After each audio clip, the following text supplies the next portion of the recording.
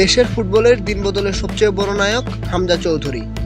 English premier লিগে খেলা এই ফুটবলারের আগমনেই জাদুর কাঠির মতো বদলে গেছে দেশের ফুটবল। ডুবতে থাকা ফুটবলে এসেছে নতুন জোয়ার।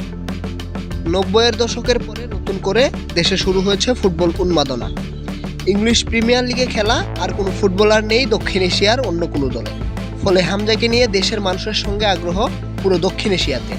ফুটবল প্রেমীদের অনেকের মনে প্রশ্ন, কত টাকা বেতন পান হামজা, তার আয়ই বা কত?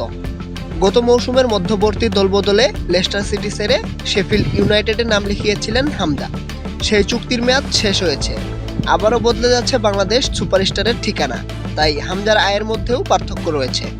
ইউনাইটেডে সপ্তাহে 41,473 ইউরো, যা বাংলাদেশি টাকায় 57,82,000 টাকা বেতন পেতেন হামজা। প্রতিদিন যার পরিমাণ দাঁড়ায় 5,924 ইউরো, যা বাংলাদেশি 8,26,000 টাকা। চুক্তি অনুযায়ী হামজার শেফিল্ডে খেলার কথা ছিল 27 জানুয়ারি থেকে 31 মে পর্যন্ত। এই 124 দিনে তার পাওয়ার কথা ছিল 7,34,576 ইউরো, যা বাংলাদেশি 10,25,46,000 টাকা। 2024-25 মৌসুমে হামজাই ছিলেন শেফিল্ডের সর্বোচ্চ বেতনভুক্ত ফুটবলার।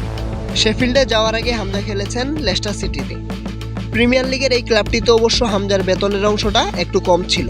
লেস্টারে সপ্তাহে পেতেন 17,774 ইউরো, যা বাংলাদেশি 24,78,000 টাকা। দৈনিক যার পরিমাণ দাঁড়ায় 2,539 ইউরো, যা বাংলাদেশি 3,54,000 টাকা। এই বেতন শেফিল্ডে পাওয়া বেতনের অর্ধেকেরও কম।